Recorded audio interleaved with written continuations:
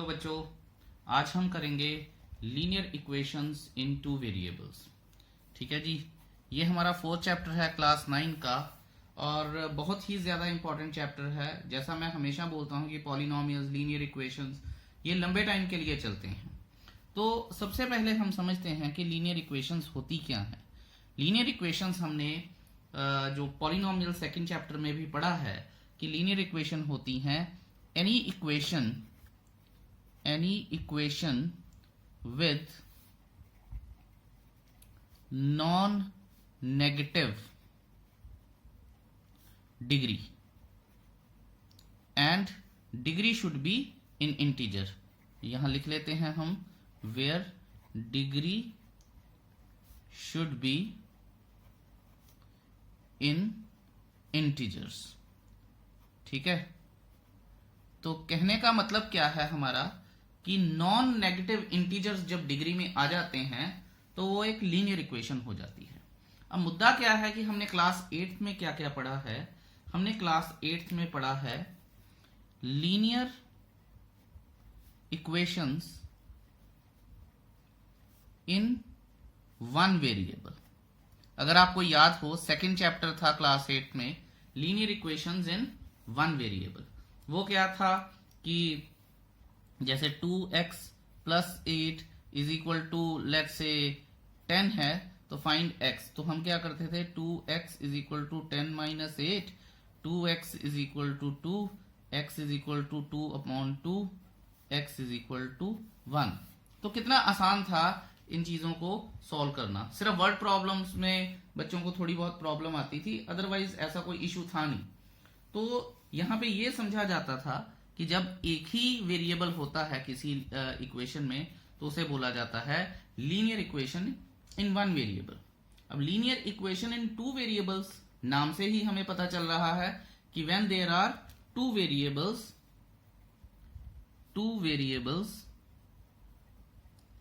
In an equation. जब दो variables हैं एक इक्वेशन में तो वो क्या बन जाती है, linear equation in two variable, provided जो इक्वेशन है वो लीनियर होनी चाहिए। मैं आपको एक एग्जांपल देता हूं, उससे पहले मैं आपको बताता हूं कि standard form of a linear equation is ax plus by plus c is equal to 0। ठीक है, where a, b and c, ठीक है, ये तीनों के तीनों आर व्हाट, रियल नंबर्स।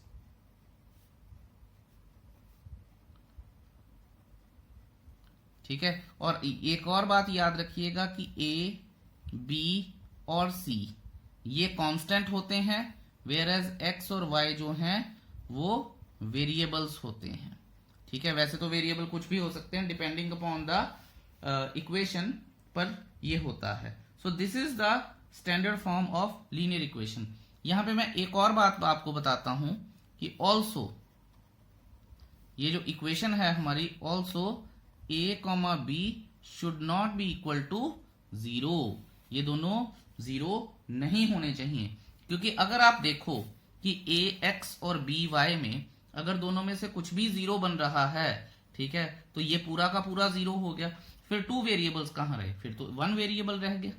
ठीक है, अगर a 0 हो जाता तो x भी 0 खत्म, फिर क्या रह गया, b एक रह गया, और b के साथ क्या है y, और y क्या है, एक वेरिएबल है, दो थोड़ी है।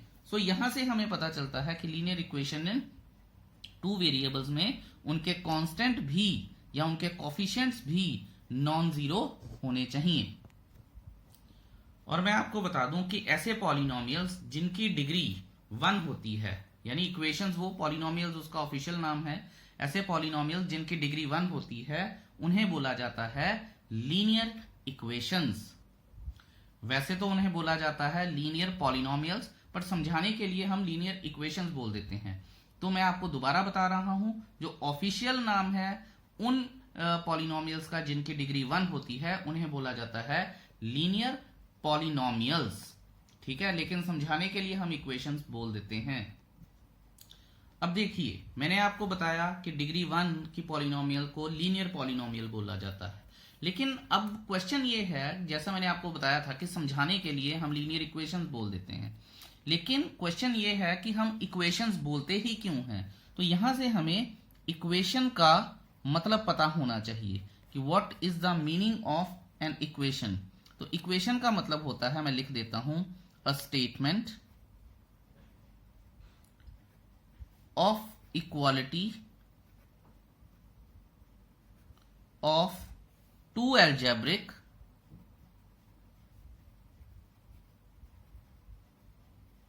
expressions which involve one or more unknown quantity is known as या called an equation।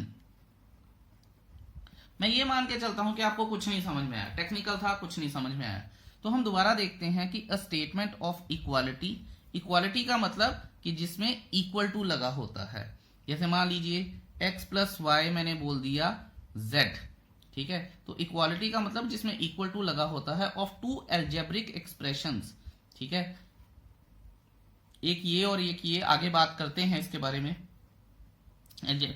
algebraic expressions which involve one or more unknown quantity is called an equation।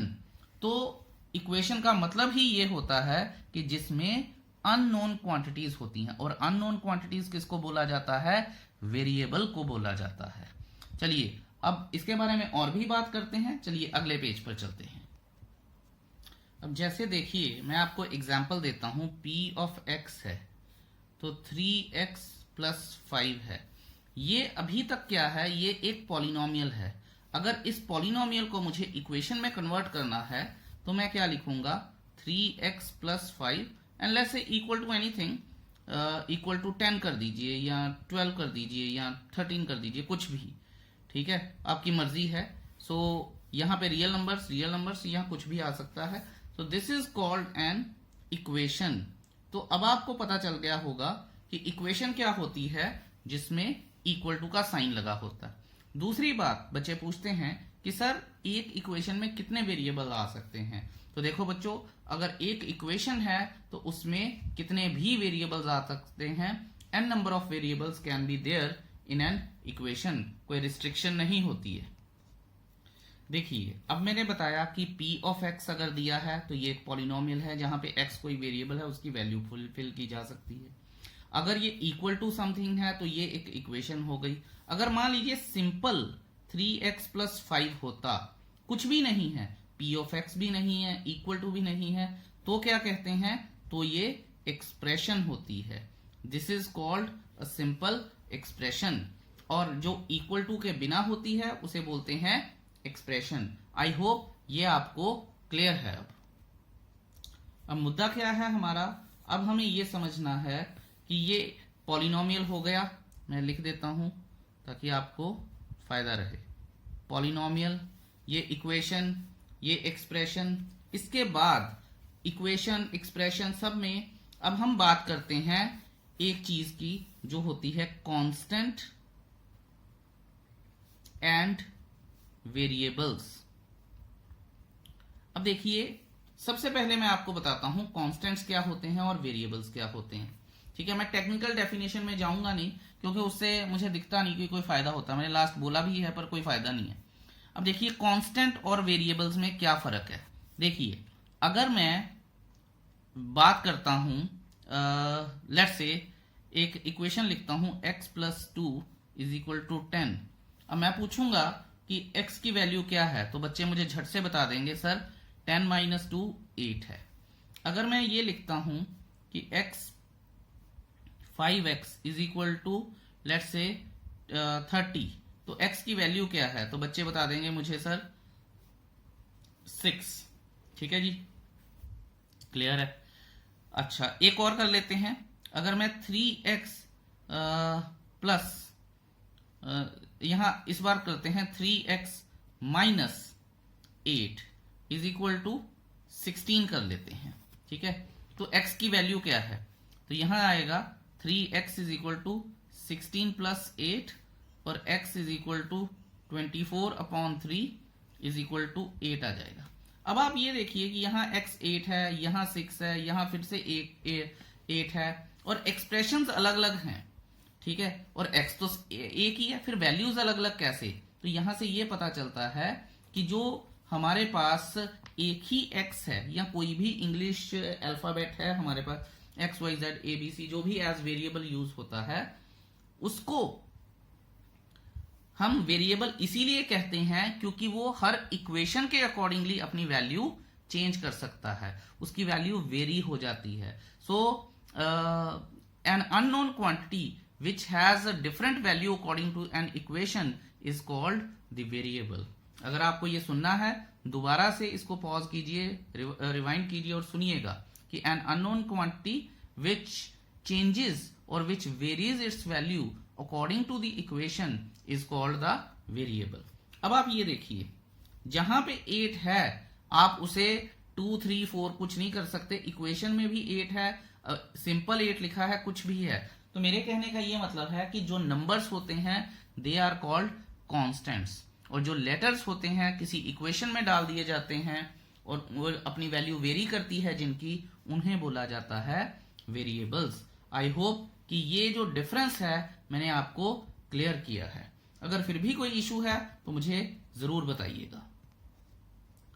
सो अब मुझे लगता है कि मैंने आपको इनफ इंट्रोडक्शन दे दी है लीनियर इक्वेशंस इन 2 variables की। अब हम करते हैं examples.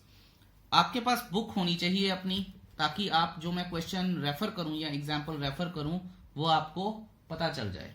Let's see,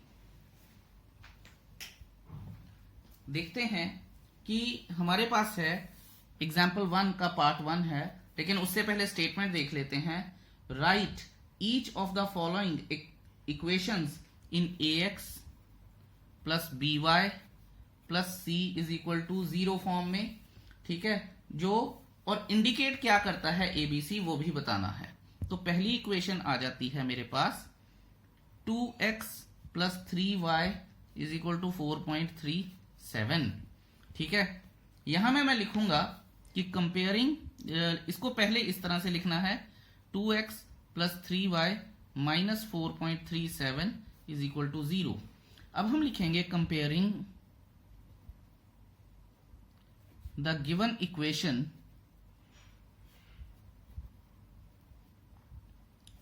with the standard form of linear equation ax plus by plus c is equal to 0। ठीक है, क्योंकि यहां भी 2 वेरिएबल थे, यहां भी 2 थे। सो वेयर एज, अब आप ये देखिएगा कि है क्या क्या।